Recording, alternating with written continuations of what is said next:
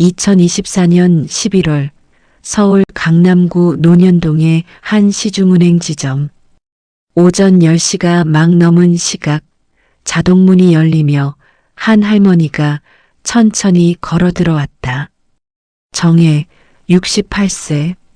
낡은 베이지색 가디건은 소매 끝이 해져 있었고 검은색 면바지는 여러 번 빨아서인지 색이 바랬다. 발에 신은 흰색 운동화는 밑창이 닳아 한쪽이 약간 기울어져 있었다. 손에는 20년은 좋게 됐을 법한 검은색 인조가죽 핸드백을 들고 있었다. 백발의 머리는 단정하게 뒤로 넘겨 묶었지만 파마를 한 지 오래된 듯 끝이 푸석거렸다. 정혜는 은행 로비를 천천히 둘러보았다. 최신식 ATM 기계들이 한쪽 벽면을 가득 채우고 있었고 대리석 바닥은 반질반질하게 빛났다. 천장의 조명은 밝았지만 묘하게 차가웠다. 창구 직원 3명이 각자의 자리에 앉아 있었고 상담 테이블 2곳에는 정장 차림의 직원들이 고객과 이야기를 나누고 있었다. 은행 안은 한산했다. 대기 손님은 2명뿐이었다. 한 명은 정장을 입은 30대 남성으로 보였고 다른 한 명은 명품 핸드백을 든 40대 여성이었다. 정혜가 번호표 발급기 쪽으로 걸어가자 창구 직원 2명이 서로 눈빛을 교환했다. 저분 또 오셨네. 20대 후반으로 보이는 여직원 김수진이 옆자리 동료에게 작게 속삭였다. 응? 저분 여기 자주 와요? 신입 직원 박민호가 물었다.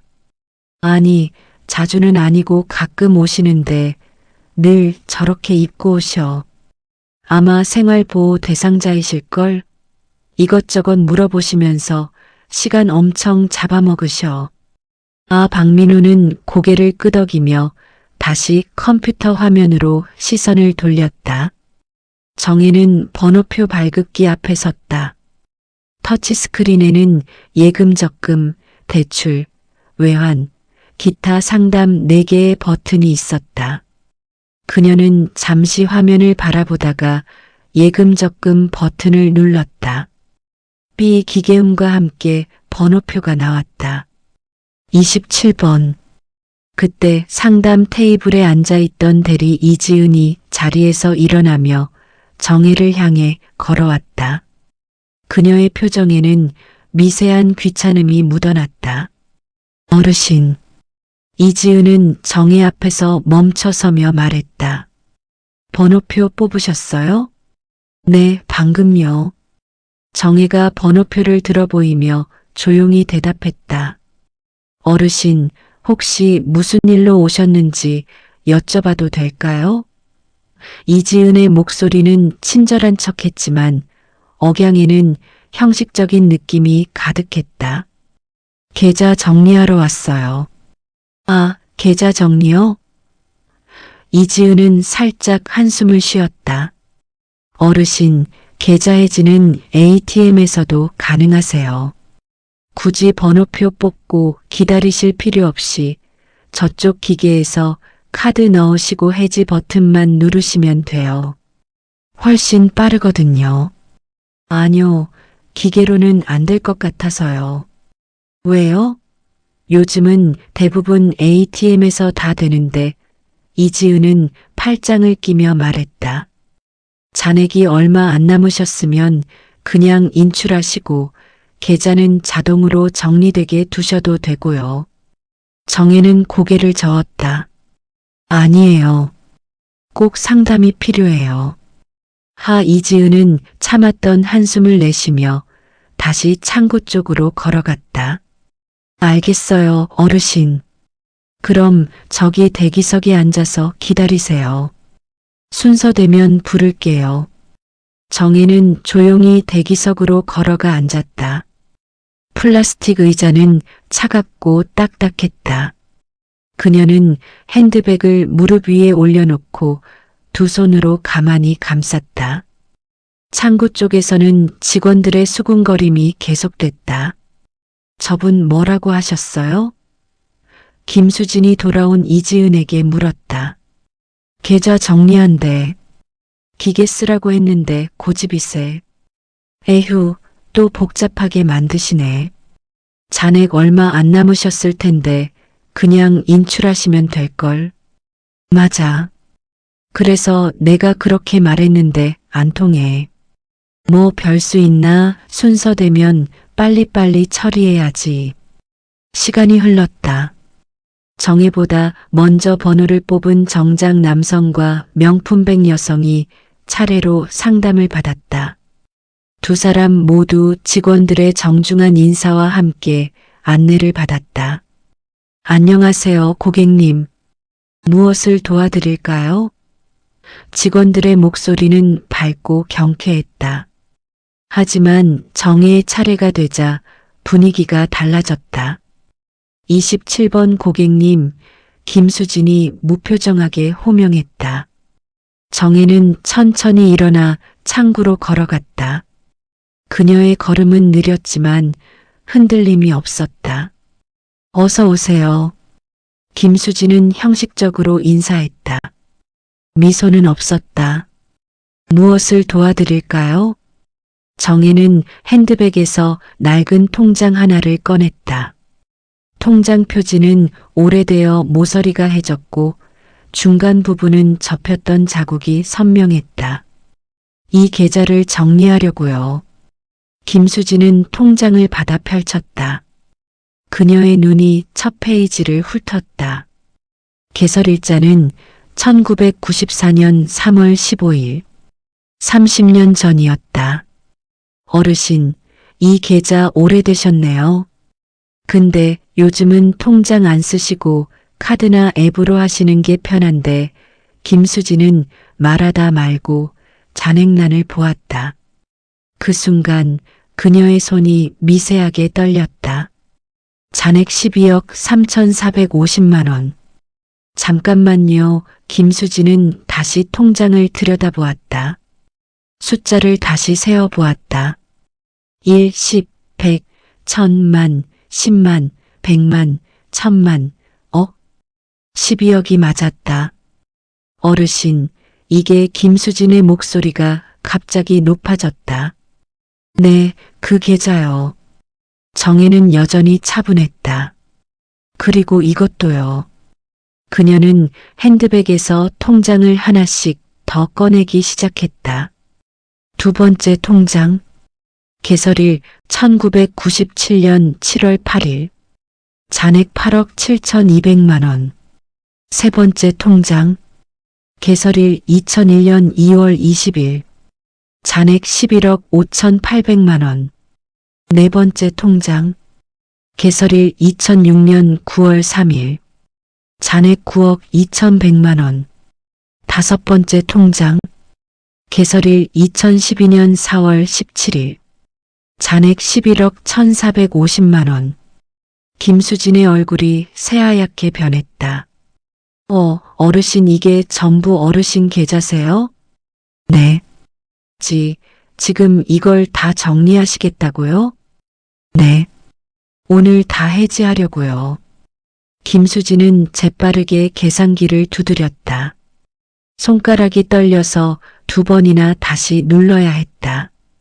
총합 53억 원. 저기요. 김수진은 목소리를 낮춰 말했다. 어르신, 잠깐만 기다려주세요. 제가 지점장님께 말씀드려야 할 것 같아요. 그러세요. 정혜는 고개를 끄덕였다. 김수진은 황급히 자리에서 일어나 안쪽 사무실로 뛰어갔다. 옆 창구에 박민호와 이지은이 무슨 일인가 싶어 고개를 돌렸다. 뭔데 저래? 박민호가 중얼거렸다. 잠시 후 김수진이 지점장과 함께 나왔다. 지점장 최상훈, 55세. 은행 경력 30년의 베테랑이었다. 그는 정혜를 향해 걸어오며 얼굴에 억지 미소를 지었다. 어르신, 안녕하세요. 저는 이지점 지점장 최상훈입니다. 그는 정중하게 허리를 숙였다. 아까 정혜를 대했던 직원들과는 180도 다른 태도였다. 네, 안녕하세요. 정혜는 담담하게 인사를 받았다. 제가 듣기로는 여러 계좌를 정리하고 싶으시다고요? 네, 맞아요. 혹시 불편하신 점이 있으셨나요? 저희가 서비스 개선을 위해 노력하고 있는데 어떤 부분이 불편하셨는지 말씀해 주시면. 정혜는 최상훈의 눈을 똑바로 바라보았다. 그녀의 눈빛은 흐리지 않았다. 오히려 명확하고 단호했다. 불편한 게 아니에요. 그냥 이제 관계를 정리하려고요. 관계요? 이 은행과의 관계요. 최상훈의 미소가 굳어졌다. 53억. 그 금액이 한꺼번에 빠져나간다는 것은 이번 분기 실적의 치명타였다. 아니, 올해 전체 실적이 무너질 수도 있었다. 어르신, 혹시 VIP 라운지에서 편하게 상담 드릴까요? 최상훈은 최대한 부드럽게 말했다. 아니요, 여기서 할게요. 하지만, 여기서요. 정혜의 목소리에는 거부할 수 없는 단호함이 있었다. 최상훈은 잠시 망설이다가 고개를 끄덕였다. 알겠습니다. 그럼 신분증과 도장을 확인해야 하는데요. 정혜는 핸드백에서 주민등록증과 도장을 꺼내 내밀었다. 김수진은 서류를 준비하며 손이 계속 떨렸다. 옆에서 지켜보던 박민호와 이지은의 얼굴에도 충격이 역력했다. 저 할머니가 53억? 우리가 아까 저분을. 공기가 무거워졌다. 은행 안은 조용했지만 그 침묵은 소음보다 시끄러웠다. 정혜는 창구 앞에 가만히 서서 서류가 준비되기를 기다렸다. 그녀의 표정에는 감정의 동요가 없었다. 마치 이 순간을 오래전부터 준비해온 사람처럼. 그리고 그녀의 손은 여전히 낡은 핸드백을 꽉 쥐고 있었다. 그 안에는 아직 꺼내지 않은 무언가가 더 있는 것 같았다. 이야기는 이제 시작이었다.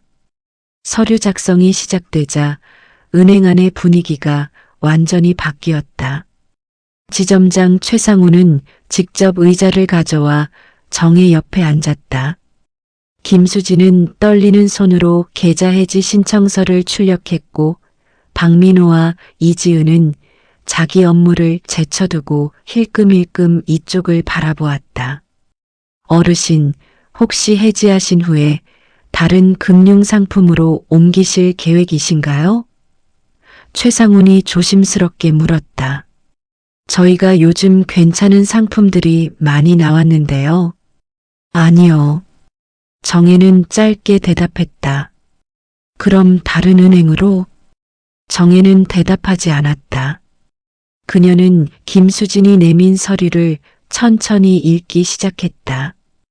돋보기를 꺼내지도 않고 한 줄 한 줄 꼼꼼하게 눈으로 따라갔다. 최상훈은 초조하게 펜을 만지작거렸다. 53억. 이 돈이 나가면 그의 성과급은 물론이고 본점에서 문책이 들어올 게 분명했다. 게다가 이 할머니가 30년 동안 묵묵히 예금을 불려온 고객이라는 사실이 더욱 난감했다. 어르신, 실례지만 최상훈이 다시 입을 열었다. 이렇게 오랫동안 저희 은행을 이용해 주셨는데 갑자기 해지를 결정하신 특별한 이유라도 있으신가요? 정혜는 서류에서 눈을 떼지 않고 말했다. 있죠. 어떤? 그건 나중에 말씀드릴게요. 정혜는 첫 번째 서류에 도장을 찍었다. 탁 하는 소리가 은행 안에 울렸다. 김수진은 서류를 받아들고 전산 작업을 시작했다. 컴퓨터 화면에는 30년간의 거래 내역이 주르륵 올라갔다. 1994년 3월 15일 최초 입금액 500만 원. 그 뒤로 매달 빠짐없이 입금된 금액들 50만 원, 80만 원, 100만 원 금액은 점점 커졌다. 1990년대 후반부터는 200만 원씩, 2000년대 초반에는 500만 원씩 입금되었다. 어르신, 이 돈은 어떻게 모으신 거예요? 김수진이 조심스럽게 물었다. 정혜는 잠시 창밖을 바라보았다. 11월의 햇살이 은행 유리창을 통해 들어왔다. 그녀의 눈가에 잔주름이 깊게 패여 있었다. 남편이 남긴 작은 공장이 있었어요. 공장이요? 네. 플라스틱 사출 공장이었죠. 직원 5명 정도 되는 작은 곳이었어요. 정혜의 목소리는 담담했지만 그 안에는 세월의 무게가 실려 있었다. 남편이 1992년에 교통사고로 세상을 떠났거든요. 그때 제 나이 36이었어요. 최상훈과 김수진은 말없이 그녀의 이야기를 들었다. 공장을 팔까도 생각했어요. 저는 경영 같은 거 해본 적도 없었고 애들 둘 키우는 것만도 벅찼으니까요.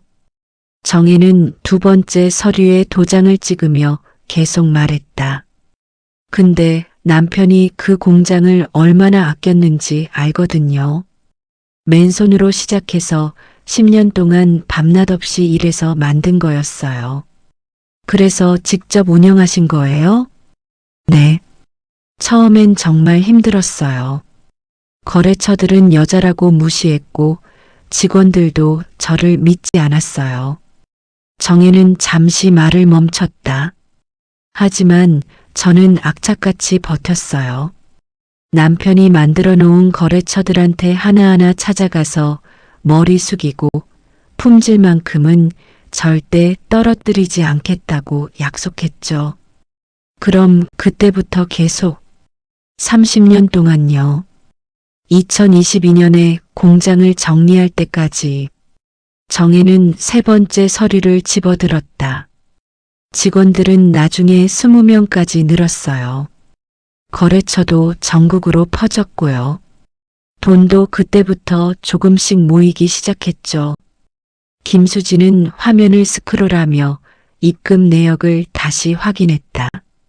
정말로 매달 한 번도 빠짐없이 입금이 이어졌다.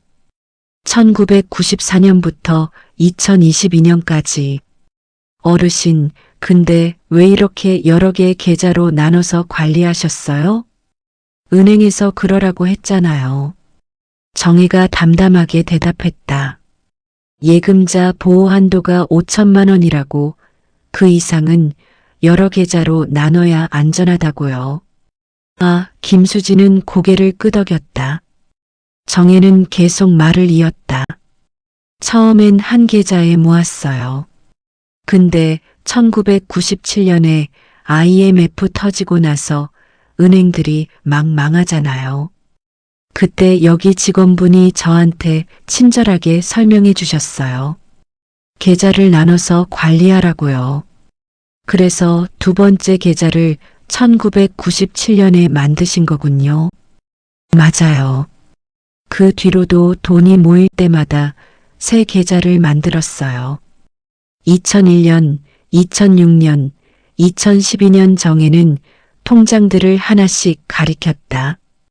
전부 여기, 이 은행 이 지점에서요. 최상훈의 얼굴이 더욱 굳어졌다. 30년 충성 고객. 그것도 53억이나 되는 거액을 묵묵히 맡겨온 고객. 이런 고객을 놓친다는 것은 단순한 실적 문제가 아니었다. 어르신, 그럼 더더욱 최상훈이 간절한 목소리로 말했다. 이렇게 오래 저희와 함께 해주셨는데 왜 갑자기 떠나시려는 거예요? 저희가 뭔가 잘못한 게 있나요? 정혜는 네 번째 서류에 도장을 찍으며 천천히 고개를 들었다. 그녀의 눈빛이 최상훈을 똑바로 바라보았다. 잘못이요? 정혜는 작게 웃었다. 하지만 그 웃음에는 온기가 없었다. 잘못은 오늘 한 게 아니에요. 예. 30년 전에도 있었어요. 최상훈과 김수진은 서로 눈빛을 교환했다. 정혜는 핸드백에서 또 다른 것을 꺼냈다. 낡은 사진 한 장이었다. 사진 속에는 젊은 남자와 여자가 함께 웃고 있었다. 남자는 작업복을 입고 있었고 여자는 소박한 원피스를 입고 있었다. 둘 다 얼굴에 땀을 흘리고 있었지만 눈빛만큼은 반짝였다. 이게 우리 부부예요. 1990년 공장을 처음 시작했을 때 찍은 거예요. 김수진은 사진을 들여다보았다. 남편분 정말 젊으셨네요. 34살이었죠. 저는 30이었고요. 정혜는 사진을 쓰다듬으며 말했다. 그때 우리는 대출 받으러 이 은행에 왔었어요. 대출이요? 네. 공장 기계를 하나 더 사려고요. 그래야 일감을 더 받을 수 있었거든요. 정혜의 목소리가 조금 낮아졌다. 남편이 며칠 밤을 새워서 사업 계획서를 만들었어요. 손으로 직접 쓴 거였죠. 컴퓨터도 없던 시절이었으니까요. 그래서요? 정혜는 잠시 말을 멈췄다. 그녀의 눈빛에 30년 전 기억이 스쳐 지나갔다. 거절당했어요. 그냥 거절도 아니고요.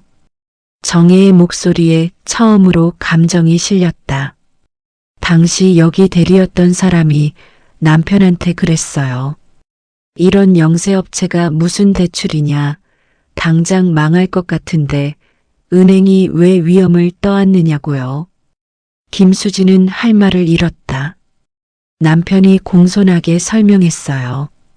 지금은 작지만 거래처가 있고 성실하게 일하면 충분히 갚을 수 있다고요.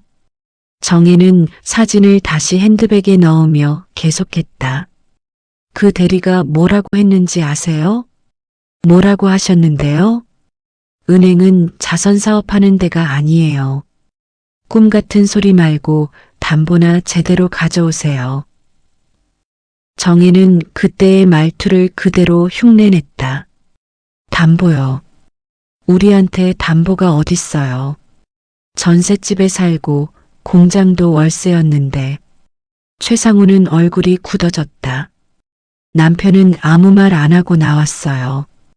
근데 집에 와서 혼자 방에 틀어박혀 있더라고요. 정혜의 목소리가 떨렸다. 제가 들어가 봤더니 손으로 쓴 사업계획서를 찢어서 쓰레기통에 버리고 있었어요. 그날 저녁 남편이 저한테 그랬어요. 여보, 우리 언젠가 꼭 성공하자.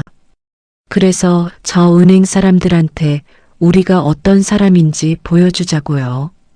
정혜는 5번째 서류, 마지막 서류를 집어들었다. 남편은 다른 데서 돈을 빌렸어요. 이자가 훨씬 높은 곳에서요. 그렇게 기계를 사고 밤낮 없이 일했어요. 정혜는 서류를 읽으며 담담하게 말했다. 그러다가 1992년에 납품하러 가던 길에 사고가 났죠. 과로로 졸음운전을 한 거예요. 은행 안이 조용해졌다.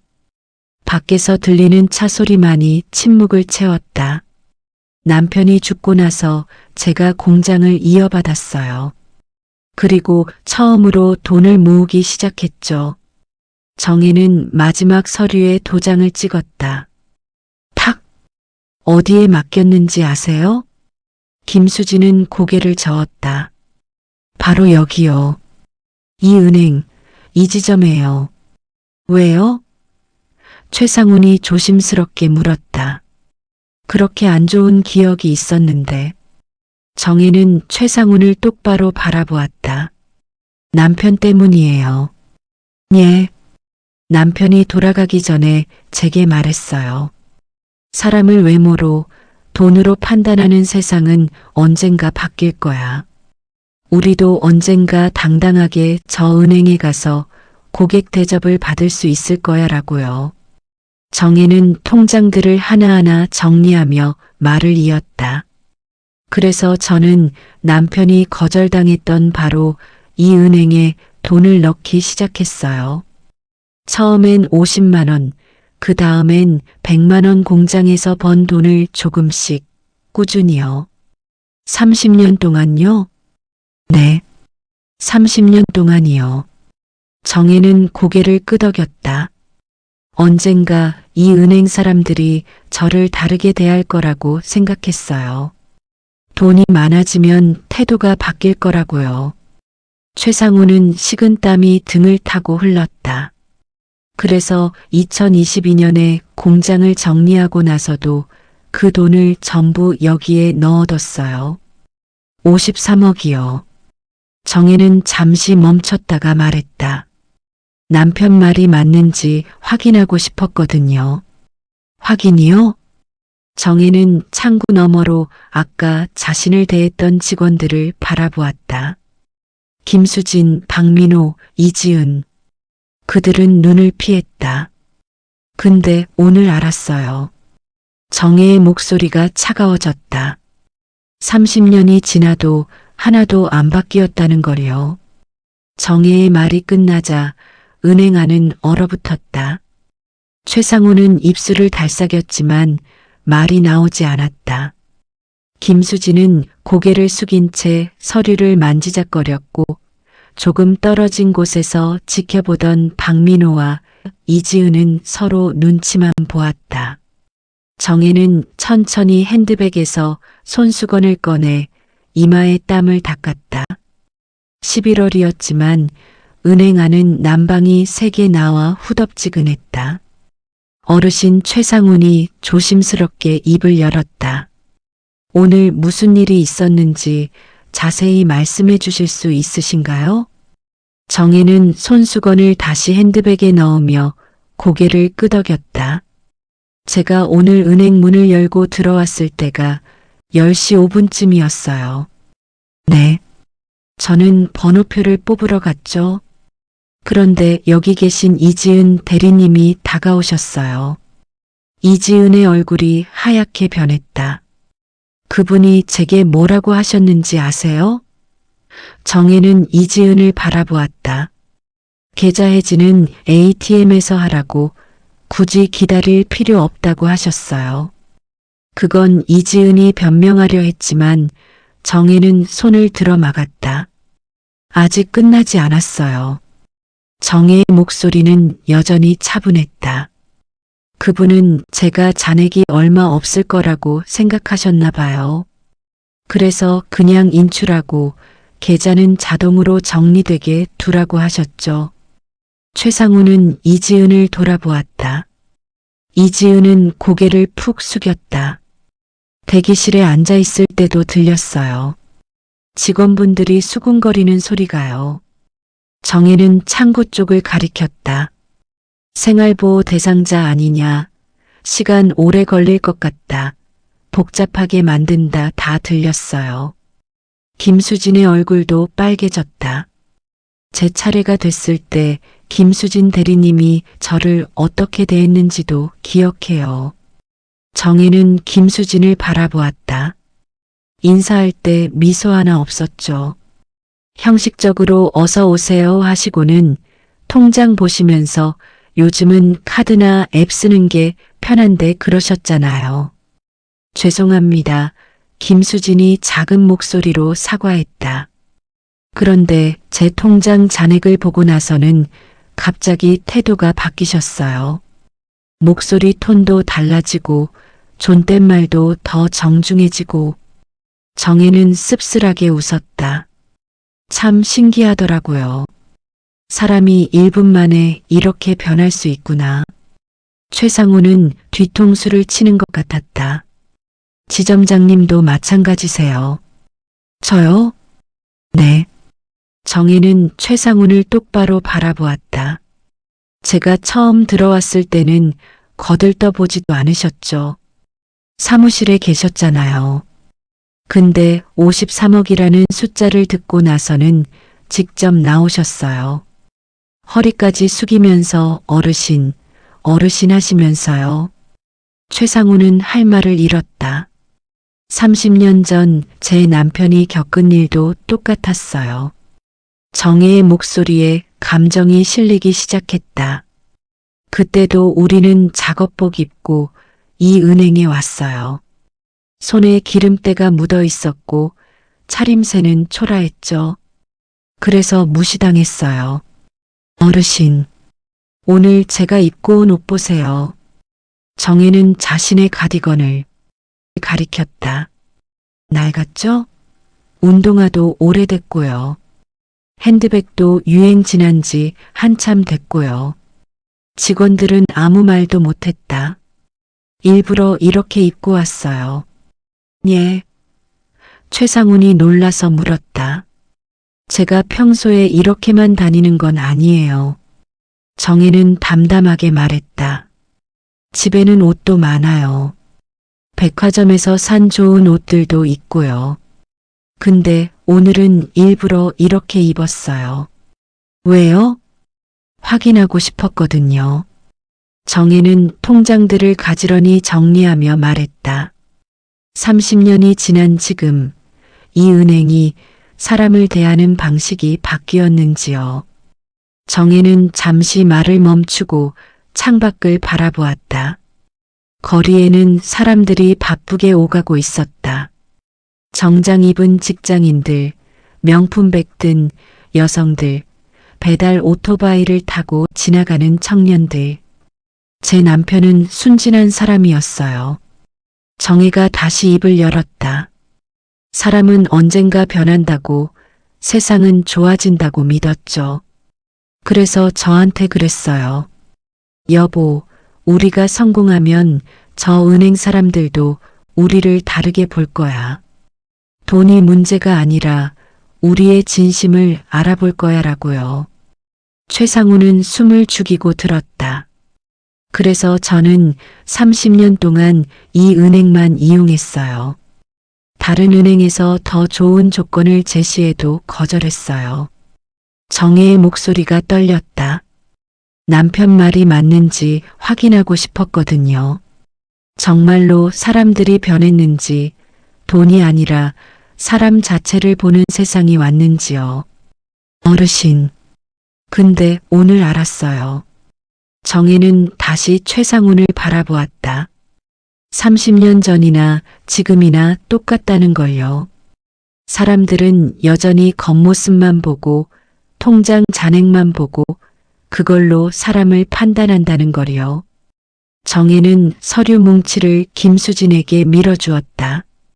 그래서 오늘로 끝내려고요. 이 은행과의 관계를요. 어르신, 잠깐만요. 최상훈이 급하게 말했다. 오늘 일은 정말 죄송합니다. 제가 직원들 교육을 제대로 못한 겁니다. 다시 한번 기회를 주시면. 기회요? 정혜는 고개를 저었다. 30년이 기회였어요. 지점장님. 하지만 53억이라는 숫자를 보고 나서야 저를 어르신이라고 부르시는 거, 그게 바로 문제예요. 정혜는 단호하게 말했다. 돈이 있든 없든 옷을 잘 입든 못 입든 사람은 똑같이 존중받아야 하는 거 아닌가요? 최상우는 입을 다물었다. 제 남편은 틀렸어요. 정혜의 눈가에 눈물이 맺혔다. 사람은 안 변해요. 30년이 지나도 50년이 지나도 안 변할 거예요. 특히 돈을 다루는 곳일수록요. 정혜는 핸드백에서 휴대폰을 꺼냈다. 최신형 스마트폰이었다. 제가 전화 한 통 할게요. 누구한테요? 최상훈이 불안하게 물었다. 제 변호사한테요. 정혜는 번호를 눌렀다. 53억을 다른 은행으로 이체하려면 법률 검토가 필요하거든요. 어르신, 잠깐만요. 최상훈이 정혜의 손을 잡으려 했다. 정혜는 손을 뿌리쳤다. 생각보다 힘이 셌다. 손대지 마세요. 전화가 연결되었다. 여보세요, 김 변호사님? 네, 저 정혜예요. 오늘 말씀드렸던 그 일, 네, 지금 은행에 와 있어요. 해지 서류 다 작성했고요. 네, 맞아요. 전액 이체하려고요. 최상훈의 얼굴에서 혈색이 사라졌다.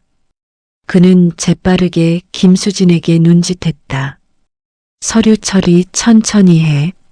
하지만 김수진은 이미 모든 서류를 스캔한 상태였다. 정혜는 통화를 마치고 휴대폰을 내려놓았다. 변호사님이 30분 후에 도착하신대요. 그때까지 여기서 기다릴게요.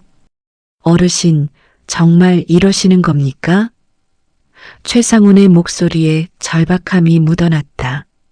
30년 인연을 이렇게 끝내시려고요? 인연이요? 정혜는 차갑게 웃었다. 인연이라는 건 서로 존중하고 신뢰할 때 생기는 거예요. 한쪽이 돈만 보고 한쪽이 무시당하면서 쌓인 건 인연이 아니에요. 하지만 저희가 사과드리겠습니다. 보상도 해드리고. 보상이요? 정혜는 고개를 저었다. 30년 전 제 남편의 상처는 돈으로 보상이 안 돼요. 그리고 오늘 제가 받은 무시도 마찬가지고요. 정혜는 대기석으로 걸어가 다시 앉았다.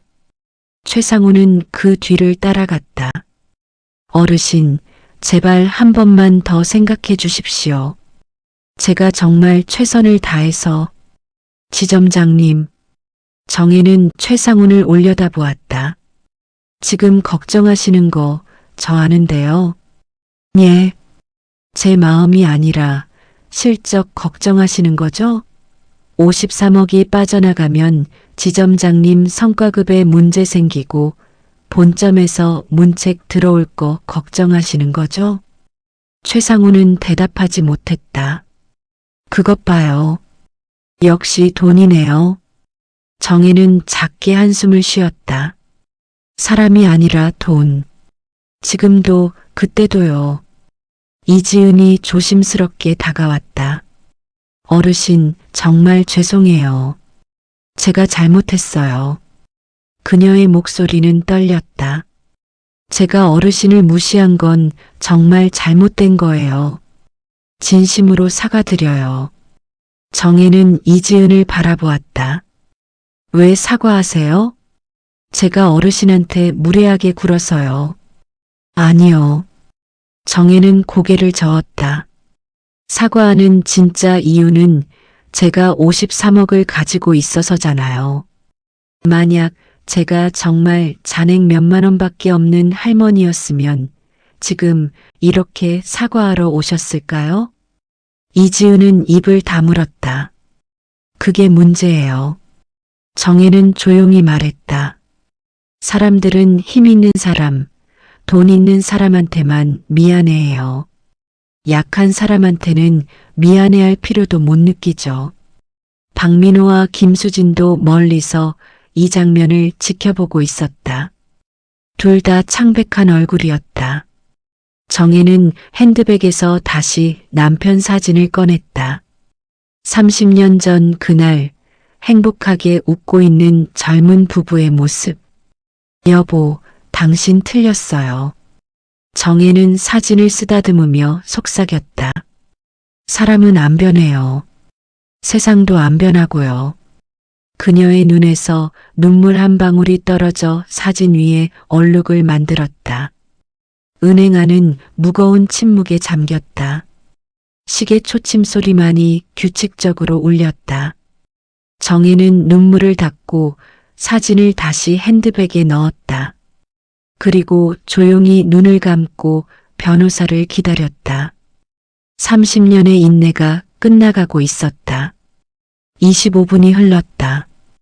은행 안의 시간은 유난히 느리게 흘렀다. 새로운 고객 2명이 들어왔지만 직원들은 제대로 응대하지 못했다. 모두의 시선이 대기석에 앉아있는 정혜에게 향해 있었다. 최상우는 사무실과 로비를 오가며 휴대폰을 붙들고 있었다. 본점 영업본부장에게 전화를 걸었지만 받지 않았다. 부지점장에게 문자를 보냈지만 답이 없었다. 그는 혼자서 이 위기를 감당해야 했다. 김수진은 창구에 앉아 멍하니 컴퓨터 화면을 바라보았다. 화면에는 정혜의 거래 내역이 여전히 떠 있었다. 30년간의 성실한 입금 기록. 한 번도 연체 없이, 한 번도 문제 없이 쌓아온 신뢰의 기록. 우리가 이걸 다 날리는 거구나. 이지은은 자리에 앉아 손톱을 물어뜯었다. 이번 달 실적이 좋지 않았는데 53억이 빠져나가면 그녀의 평가는 바닥을 칠 것이다. 하지만 그것보다 더 괴로운 건 자신의 태도였다. 정혜가 했던 말들이 귓가에서 맴돌았다. 사과하는 진짜 이유는 제가 53억을 가지고 있어서잖아요. 박민우는 신입이라 상황 파악이 늦었지만 지금은 분위기를 읽을 수 있었다. 선배들이 저지른 실수가 얼마나 큰 것인지를. 10시 50분 은행 문이 열리며 정장을 입은 50대 남성이 들어왔다. 서류 가방을 든 그는 주변을 둘러보다가 정혜를 발견하고 다가갔다. 정혜 고객님, 김 변호사님 오셨어요. 정혜는 일어서며 인사했다. 네. 서류는 다 준비되셨습니까? 네, 여기 있어요. 정혜는 서류 뭉치를 건넸다. 김 변호사는 서류를 빠르게 훑어보았다. 5개 계좌, 총 53억 맞습니다. 이걸 우리은행 본점으로 전액 이체하시는 거죠? 네. 최상훈이 급하게 다가왔다. 잠깐만요. 변호사님, 저는 이지점 지점장 최상훈입니다. 그는 명함을 꺼내 건넸다. 혹시 고객님과 저희 은행 간에 무슨 오해가 있으신 것 같은데 충분히 대화로 풀 수 있을 것 같습니다. 김 변호사는 명함을 받지 않았다. 오해가 아닙니다. 지점장님. 고객님께서는 명확한 의사를 가지고 계십니다. 하지만 법적으로 아무 문제 없습니다. 본인 계좌를 본인이 해지하고 이체하는 건데 은행에서 막을 권리가 없죠. 김 변호사는 단호하게 말했다. 최상우는 정혜를 바라보았다. 어르신, 정말 이러실 겁니까? 30년을 함께한 은행인데 30년 동안 무시당한 은행이기도 하죠. 정혜는 담담하게 대답했다. 제가 사과드렸잖습니까? 사과는 받았어요. 근데 받아들이지는 않았어요. 정혜는 김 변호사를 보며 고개를 끄덕였다. 진행하세요. 김 변호사는 서류 가방에서 태블릿을 꺼냈다. 그럼 지금 바로 이체 지시를 하시겠습니까? 네. 최상우는 마지막 카드를 꺼냈다. 어르신, 금리를 올려드리겠습니다. 특별 우대 금리로요. 그리고 VIP 전담 매니저도 배정해드리고. 필요 없어요. 수수료 전액 면제, 각종 부가 서비스. 지점장님. 정혜는 최상훈의 말을 끊었다. 지금 제게 그런 게 필요하다고 생각하세요? 저는 돈이 필요한 게 아니에요. 존중이 필요했던 거예요. 정혜의 말에 최상훈은 할 말을 잃었다. 30년 전 제 남편이 이 은행에서 원했던 것도 돈이 아니었어요. 작은 사업자를 믿어주는 신뢰였죠. 근데 받은 건 무시였어요. 어르신, 오늘 제가 원했던 것도 돈이 아니에요. 한 사람으로서의 예의였죠. 근데 받은 건 또 무시였어요. 정혜는 눈을 감았다. 2번이면 충분해요. 김 변호사는 태블릿을 정혜에게 건넸다. 여기 서명하시면 됩니다. 정혜는 태블릿을 받아들었다. 화면에는 이체 동의서가 떠 있었다. 최상우는 더 이상 변명할 말이 없었다. 그는 잠시 망설이다가 갑자기 무릎을 꿇었다. 어르신, 제발. 은행 안의 모든 사람들이 놀라서 그를 바라보았다. 지점장이 고객 앞에서 무릎을 꿇는 것은 전례 없는 일이었다. 제가 잘못했습니다. 30년 동안 어르신을 제대로 모시지 못한 것, 오늘 직원들이 어르신을 무시한 것 모두 제 책임입니다. 정혜는 태블릿을 내려놓고 최상훈을 내려다보았다. 일어나세요. 한 번만 더 기회를 주십시오. 제가 정말 일어나라고요. 정혜의 목소리가 차가워졌다. 그 무릎은 지금 꿇을 게 아니에요. 예. 30년 전 제 남편이 사업 계획서를 찢으며 울던 그날 밤. 그때 이 은행이 무릎을 꿇었어야죠. 정혜의 눈빛이 날카로워졌다. 직원한테 무시당하고 집에 가서 혼자 울던 그분 앞에서요. 최상우는 입술을 깨물었다. 지금 꿇으시는 무릎은 진심이 아니에요. 53억이 아까워서 꿇는 거죠. 정혜는 고개를 저었다. 그게 문제예요. 당신들은 사람 앞에서는 무릎 안 꿇어요. 돈 앞에서만 꿇죠. 그게 아닙니다. 그럼 뭔데요? 정혜는 물었다. 만약 제가 정말 통장에 5만 원밖에 없는 할머니였다면 지금 이렇게 무릎 꿇으셨을까요? 최상우는 대답하지 못했다. 정혜는 다시 태블릿을 들었다. 그리고 화면에 서명을 시작했다. 안 돼요. 김수진이 창구에서 뛰쳐나왔다. 어르신, 제발 저희가 정말 잘못했어요. 이지은도 따라 나왔다. 어르신, 한 번만 용서해 주세요. 박민호까지 합류했다.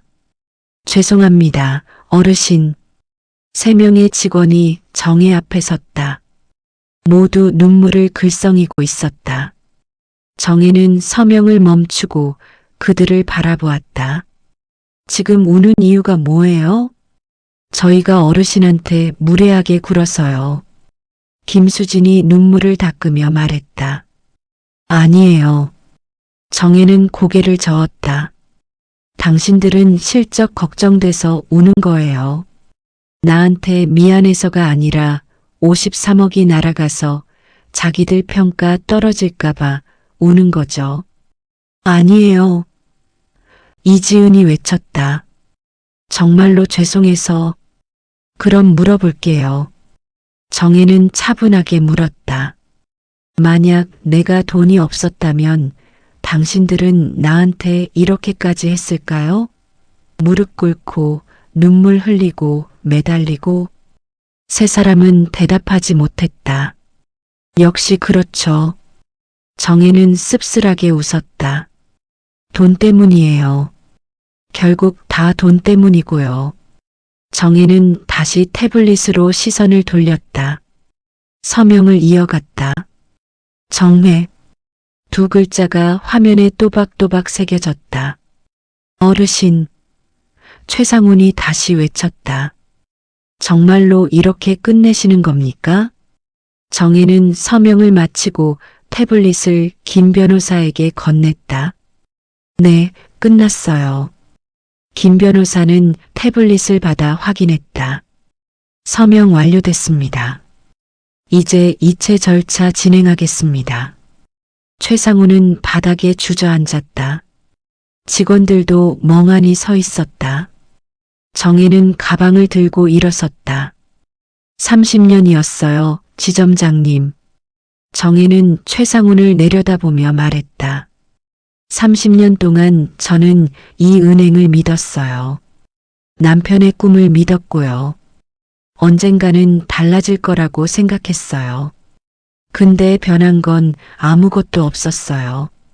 사람들은 여전히 겉모습만 보고 돈만 보고 그걸로 사람을 판단했죠.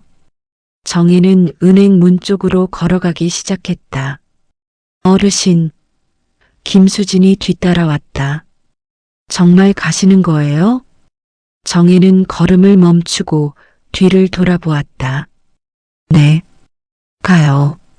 그럼 적어도 저희한테 한마디만 더. 할 말 없어요. 정혜는 고개를 저었다. 당신들한테 해줄 말은 다 했어요. 하지만 대신 이것만 기억하세요. 정혜는 직원들을 하나하나 바라보며 말했다. 사람을 외모로 판단하지 마세요. 돈으로 평가하지 말고요. 누구든 존중받을 자격이 있어요. 부자든 가난한 사람이든요. 정혜는 마지막으로 최상훈을 바라보았다. 그리고 지점장님. 네. 무릎은 함부로 꿇는 게 아니에요. 진심으로 미안할 때, 정말로 잘못을 깨달았을 때 꿇는 거예요. 돈 때문에 꿇는 무릎은 아무 의미 없어요. 정혜는 몸을 돌렸다. 김 변호사가 문을 열어주었다. 어르신, 차 대기하고 있습니다. 고마워요, 변호사님. 두 사람이 문을 나서려는 순간 최상훈이 마지막으로 외쳤다. 어르신, 정말 죄송합니다. 정혜는 걸음을 멈추지 않았다. 자동문이 열리고 차가운 11월의 바람이 은행 안으로 들어왔다. 그리고 정혜는 사라졌다. 은행 안은 무거운 침묵에 휩싸였다. 최상훈은 여전히 바닥에 앉아 있었고 직원들은 멍하니 서 있었다. 김수진이 창구로 돌아가 컴퓨터를 확인했다. 화면에 알림이 떴다. 계좌 해지 완료. 이체 진행 중. 잔액 0원. 5개의 계좌가 모두 텅 비어 있었다. 53억이 사라졌다. 30년의 인연도 함께. 2주 후 은행 안은 여전히 무거운 분위기였다. 최상훈 지점장의 책상 위에는 본점에서 내려온 공문이 쌓여 있었다. 실적 저조에 따른 경고 조치, 고객 이탈 사유 보고서 제출 요청, 지점 평가 등급 하향 조정 통보. 그는 공문들을 바라보다가 한숨을 쉬었다. 이번 분기 실적은 최악이었다. 53억이 빠져나간 구멍을 메우지 못했다. 더 큰 문제는 정혜의 일이 입소문을 타기 시작했다는 것이었다. 김수진이 사무실로 들어왔다. 지점장님, 이거 보셨어요? 그녀는 휴대폰을 내밀었다. 화면에는 지역 커뮤니티 게시판이 떠 있었다. 논현동 은행의 충격적인 실화. 68세 할머니가 30년 동안 모은 53억을 하루아침에 인출했다는데 이유가 직원들의 무시와 차별 대우 때문이라고 합니다. 겉모습만 보고 손님을 판단한 거죠. 30년 충성 고객을 이렇게 잃다니 요즘 은행들 정말 문제 많은 것 같아요. 댓글이 수백 개 달려 있었다. 역시 돈 있으면 값 없으면 을인 세상. 나도 비슷한 경험 있음. 은행 직원들 태도 진짜. 53억을 30년간 묵혀뒀다는 게 대단함. 그 인내심으로 모은 돈을. 그 은행 어디임? 나도 거래 끊을 거임. 최상훈은 휴대폰을 내려놓았다. 이거 어떻게 퍼진 거야? 모르겠어요. 고객 중 누가 봤나 봐요. 김수진은 불안한 표정이었다. 지점장님, 이거 계속 퍼지면 우리 지점 이미지가. 이미 늦었어. 최상훈은 고개를 저었다.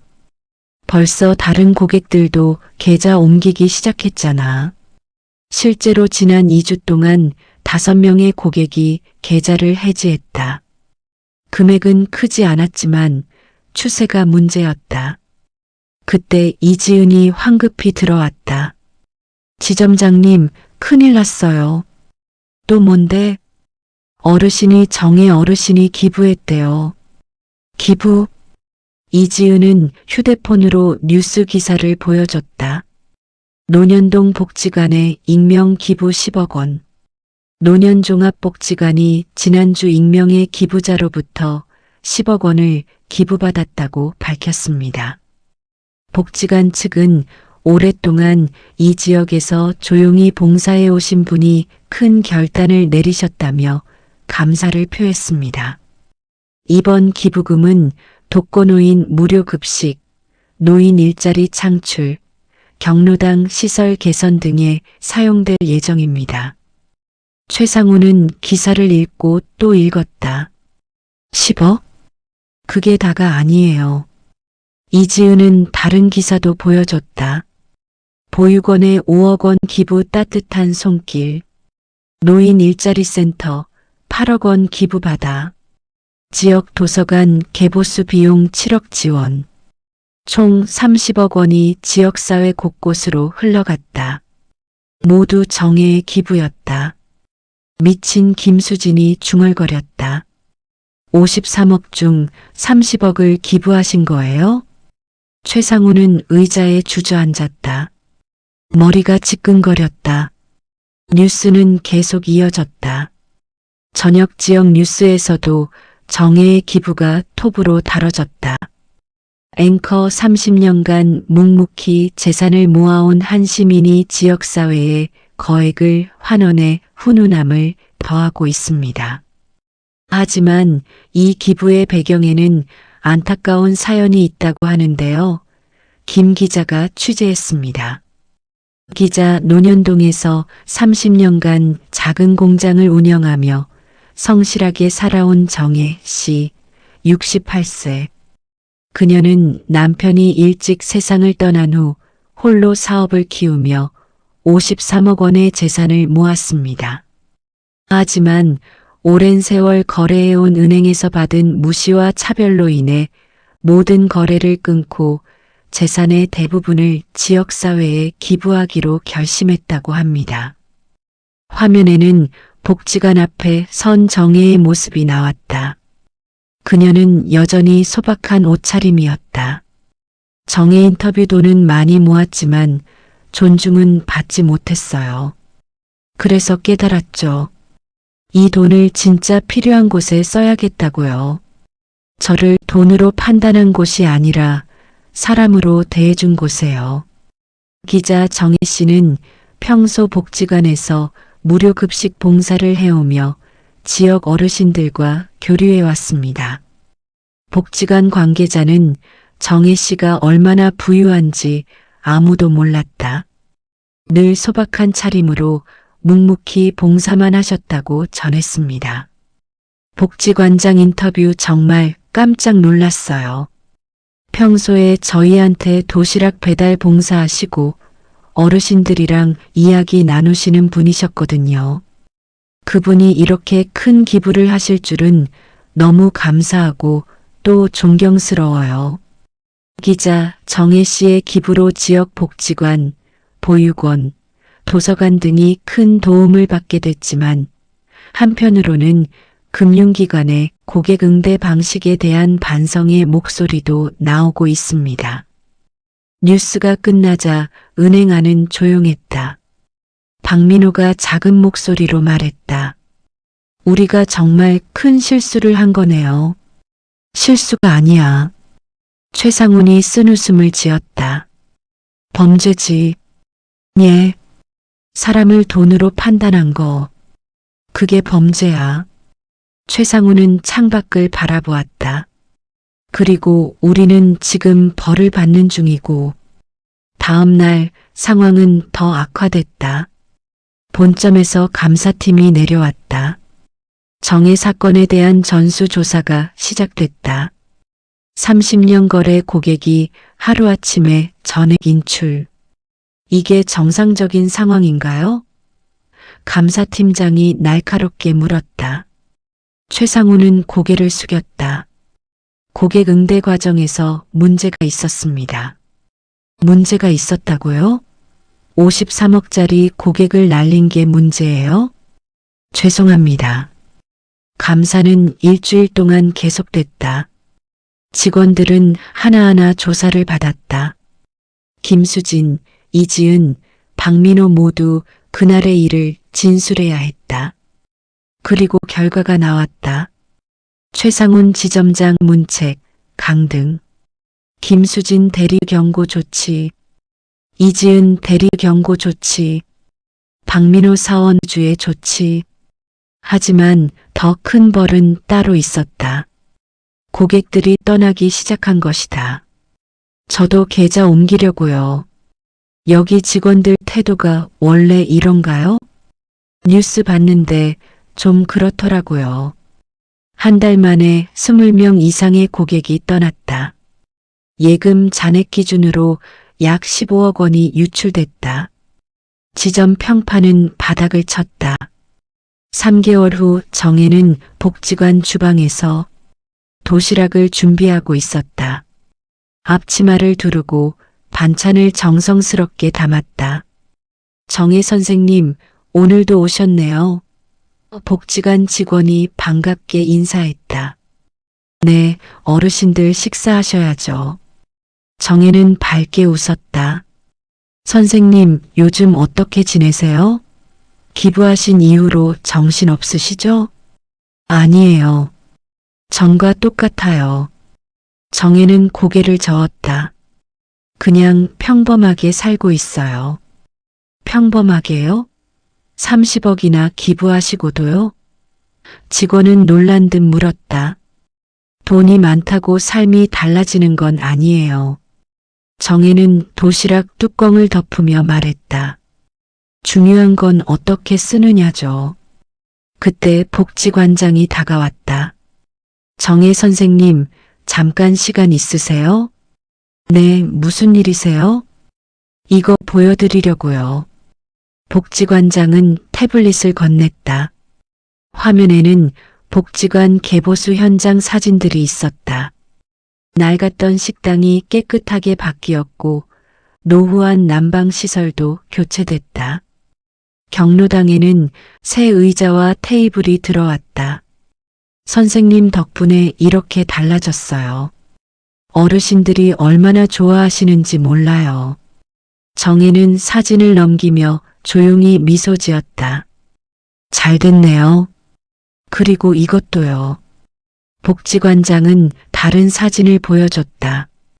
선생님이 지원해 주신 노인 일자리 프로그램으로 어르신 15분이 새로 일자리를 구하셨어요. 사진 속에는 행복하게 웃고 있는 노인들이 있었다. 카페에서, 공방에서, 도서관에서 일하는 모습들. 다들 건강하시네요. 네. 선생님 덕분이에요. 복지관장은 진심 어린 목소리로 말했다. 정말 감사해요, 선생님. 정혜는 고개를 저었다. 제가 감사하죠. 여기가 저를 사람으로 대해줬으니까요. 예. 은행은 제 통장만 봤어요. 하지만 여기는 저를 봤죠. 정혜는 주방을 둘러보며 말했다. 돈이 있든 없든 그냥 정혜 선생님이라고 불러줬어요. 그게 얼마나 고마운지 몰라요. 복지관장은 뭉클해져서 말을 잇지 못했다. 정혜는 도시락 카트를 밀며 배달을 나갔다. 독거노인 가정을 하나하나 방문했다. 할머니, 오늘 식사 가져왔어요. 어머, 정혜 씨, 고마워요. 천만에요. 맛있게 드세요. 정혜는 하루에 20가구를 돌았다. 도시락을 전하고 안부를 묻고 이야기를 나눴다. 정혜 씨는 참 좋은 사람이에요. 저도 복 받았어요. 이렇게 건강하게 봉사할 수 있으니까요. 저녁이 되어 집으로 돌아온 정혜는 거실 선반에서 남편 사진을 꺼내 들었다. 30년 전 그날 행복하게 웃고 있는 젊은 부부. 여보, 당신 말이 맞았어요. 정혜는 사진을 쓰다듬으며 속삭였다. 세상이 변하지 않는다면 우리가 먼저 변하면 되는 거였어요. 돈을 바꿀 수 없다면 돈을 쓰는 방법을 바꾸면 되는 거고요. 그녀는 사진을 가슴에 안았다. 당신이 꿈꿨던 세상, 사람이 사람을 존중하는 세상. 저는 그런 세상을 만드는데 우리 돈을 쓰기로 했어요. 은행이 아니라 정말 필요한 사람들한테요. 정혜는 사진을 다시 선반에 올려놓고 창밖을 바라보았다. 멀리 논현동 은행 지점 간판이 보였다. 불빛이 켜져 있었지만 예전처럼 밝지 않았다. 정혜는 조용히 중얼거렸다. 사람을 외모로 판단한 그들의 하루는 무너졌고 진심으로 사람을 대해온 작은 공간들은 더 빛나기 시작했다. 그녀는 커튼을 내리고 침실로 향했다. 내일도 그녀는 복지관에 갈 것이다. 도시락을 준비하고 어르신들을 만나고 조용히 봉사할 것이다. 돈이 많든 적든 유명하든 무명이든 그녀는 그저 정혜 선생님으로 살아갈 것이다. 그것이 남편이 꿈꿨던 삶이었고 그녀가 선택한 삶이었다. 6개월 후 논현동 은행 지점은 결국 축소 개편됐다. 직원 수가 절반으로 줄었고 최상우는 다른 지점으로 전출됐다. 지역 커뮤니티에서는 여전히 53억 할머니 사건이 회자됐다. 반면 정혜가 기부한 복지관, 보육원, 도서관은 모두 활기를 되찾았다. 특히 복지관에는 정혜의 이름을 딴 정혜 식당이 생겼다. 그곳에서 매일 100명 이상의 어르신이 무료 급식을 받았다. 그리고 정혜는 여전히 그곳에서 앞치마를 두르고 일했다. 어느 날 복지관을 찾은 기자가 물었다. 선생님, 53억 중 30억을 기부하시고 후회는 없으세요? 정혜는 도시락을 담으며 대답했다. 후회요? 전혀요. 하지만 그 돈이면 편하게 사실 수 있었잖아요. 편한 게 중요한 게 아니에요. 정혜는 기자를 바라보며 말했다. 의미 있는 게 중요하죠. 의미요? 네. 저는 30년 동안 돈을 모았어요. 그 돈이 은행 금고에 있을 때는 그냥 숫자였어요. 정혜는 도시락을 카트에 싣으며 계속했다. 하지만 지금 이 돈으로 누군가 밥을 먹고 일자리를 얻고 희망을 찾아요. 그게 진짜 의미 있는 거 아닐까요? 기자는 고개를 끄덕이며 메모했다. 정혜는 마지막으로 덧붙였다. 은행은 제게 53억의 가치를 알려줬어요. 숫자로요. 하지만 여기 사람들은 제게 진짜 가치를 알려줬죠. 사람으로요. 그녀는 도시락 카트를 밀고 배달을 나갔다. 따뜻한 봄바람이 불었다. 정혜의 회색 머리카락이 바람에 흩날렸지만 그녀의 걸음은 가벼웠다. 주머니 속에서는 남편 사진이 조용히 자리를 지키고 있었다. 사람을 외모로, 돈으로 판단했던 이들은 모든 것을 잃었다. 하지만 진심으로 사람을 대했던 이들은 더 큰 것을 얻었다. 정혜의 53억은 사라졌지만 그녀가 남긴 선한 영향력은 영원히 남았다. 때로는 잃는 것이 얻는 것보다 더 값진 법이다. 그리고 진짜 벌은 돈을 잃는 것이 아니라 사람을 잃는 것임을. 끝.